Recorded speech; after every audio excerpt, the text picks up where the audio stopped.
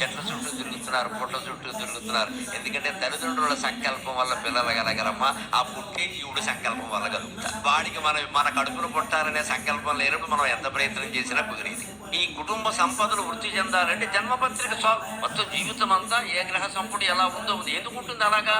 ఈ జీవుడు తాను అనుభవించవలసినటువంటి కర్మఫలాల ప్రకారం అలా అనుభవించాలి అంటే మంచేనా చెడ్డేనా, పుణ్యమైన పాపమేనా, ఏదైనా అనుభవించాలి అంటే ఏ రోజుని, ఏ నక్షత్రంలో, ఏ పాదంలో, ఏ సమయంలో పుడితే ఈ అనంతమైన కాలచక్రంలో ఏ రోజుని, ఏ నక్షత్రంలో, ఏ పాదంలో, ఏ సమయంలో పుడితే అవన్నీ అనుభవించడానికి అవకాశం ఉంటుందో అలాగే పుడతాడు. అంటే ఎంచుకోవడం జీవుడి ఎంపిక, దేవుడి ఎంపిక కాదు. ఇందులో ఏ దేవుడికి ఏమి సంబంధం, నీ కర్మే నిర్ణయిస్తుంది. నువ్వే ఎంచుకుని పుడుతున్నావు. అలాగే నీ తల్లిదండ్రులు కూడా నిర్ణయించట. అందుకే చాలా తల్లిదండ్రులు భౌతికంగా, మానసికంగా, తాత్వికంగా ఎంత ప్రయత్నం చేసినా పిల్లలు కలగడం లేదండి. చాలా మంది ఇబ్బంది పడుతున్నారు. చెట్ల చుట్టూ తిరుగుతున్నారు, పుట్ల చుట్టూ తిరుగుతున్నారు. ఎందుకంటే తల్లిదండ్రుల సంకల్పం వల్ల పిల్లలు కలగరమ్మా, ఆ పుట్టే జీవుడు సంకల్పం వల్ల కలుగుతారు. వాడికి మన కడుపును పుట్టాలనే సంకల్పం లేనప్పుడు మనం ఎంత ప్రయత్నం చేసినా కుదిరేది.